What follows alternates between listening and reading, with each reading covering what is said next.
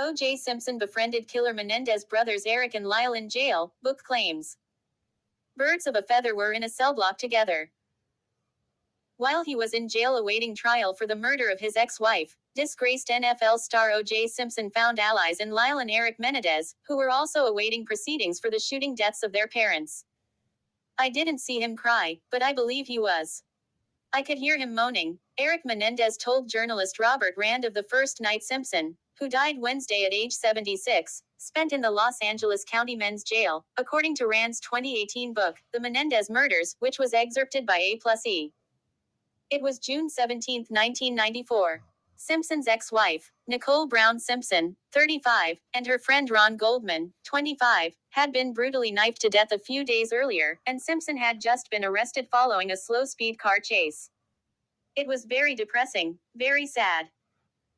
I almost cried when his suicide letter was read on TV, Eric, who was 23 at the time, said of the dramatic pursuit, which he watched on the jailhouse television, according to the book. Eric and his older brother, Lyle, were being held at the jail while awaiting trial for the 1989 murders of their parents, Jose and Kitty Menendez, Rand explained. The brothers claimed that they shot their parents following years of sexual abuse by their entertainment exec father, which their mother allegedly knew about but ignored. After Simpson was arrested, the authorities placed him in the cell next to Eric, Rand wrote. Hey, Eric, it's OJ. Eric recalled the former Buffalo Bills player calling out to him. Eric claimed that he tried to clue Simpson in on how to get by behind bars. I told him not to talk to the deputies or inmates about his case. I told him not to worry, just calm down and relax. After that long chase, you can imagine what shape he was in, he recalled to Rand. Within a few days, he said, all the police officers were asking for Simpson's autograph. They were giving him good food, the officers' food, roast beef, pork chops, burritos, and they were letting him use the phone all day. They kept his cell open all the time, Eric told Rand. They were treating him like royalty.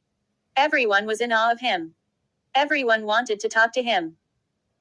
Simpson's work in Hollywood following his NFL retirement was actually how Eric and Lyle first met him, Rand said. 10 years earlier, the young brothers ran into Simpson when their dad was an executive at Hertz, and Simpson was a spokesperson.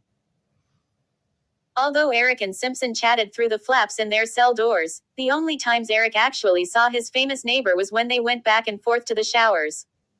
It was sad to see OJ Simpson on the other side of that wall. I told him to be courageous. Every time he walked by my cell, he smiled and gave me a wink, he remembered. Once, Eric even left Simpson a letter in the shower stall. I told him a lot of things. This is his life, I said. When you cry, remember those tears. Hold them because you're crying for your children, you're crying for everything you're losing. I said remember who's doing it to you and fight, continue to fight. I told him you've got to start worrying about your life, not your reputation, he said. Simpson was particularly upset about his career plummeting in the wake of the charges against him, Eric noted. I guess I won't be working for NBC anymore, he supposedly huffed at one point. Eventually, Lyle Menendez also wrote Simpson a letter. The pair were not in cells near each other, but they talked frequently while waiting to meet their lawyers in the jail's attorney's room, Lyle told Rand.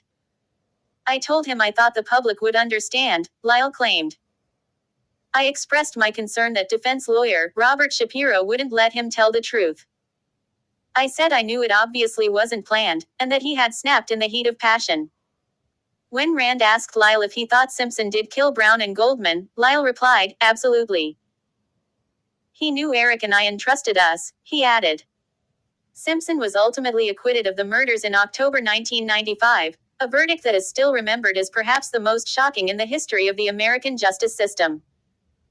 The Menendez brothers' first trial started in 1993, but ended 6 months later in a mistrial.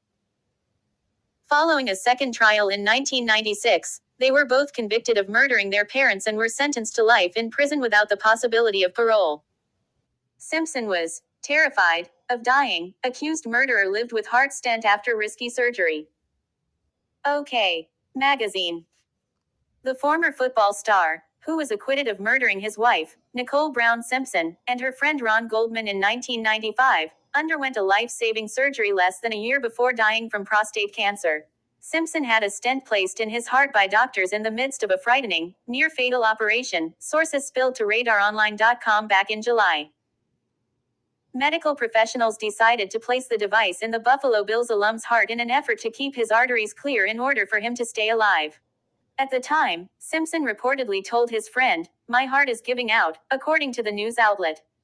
Last year, the late NFL running back's former manager Norm Pardo revealed to the news publication that Simpson had been in and out of the hospital.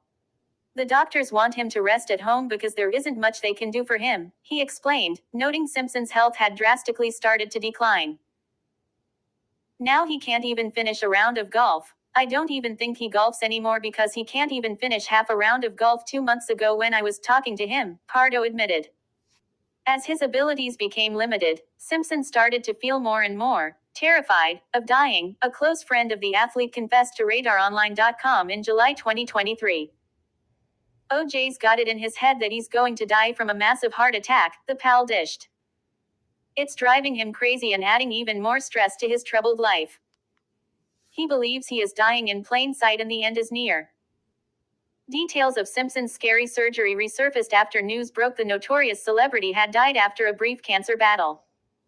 On April 10, our father, Orenthal James Simpson, succumbed to his battle with cancer, a statement shared by the 76-year-old's family revealed, noting, "He was surrounded by his children and grandchildren. During this time of transition, his family asks that you please respect their wishes for privacy and grace," his loved ones concluded. Prior to his historical legal woes, Simpson was considered one of the greatest running backs of all time. OJ finally squashed the rumor on whether Chloe is his daughter or not. According to TMZ, "Chloe, like all the girls, I'm very proud of," OJ said, "just like I know Bob would be if he was here. But the simple facts of the matter is she's not mine." The rumor ain't true. It's not even nowhere close to being true. As you leave the page, don't forget to hit the like bell and subscribe to the channel if you haven't done so as yet. Thank you for watching.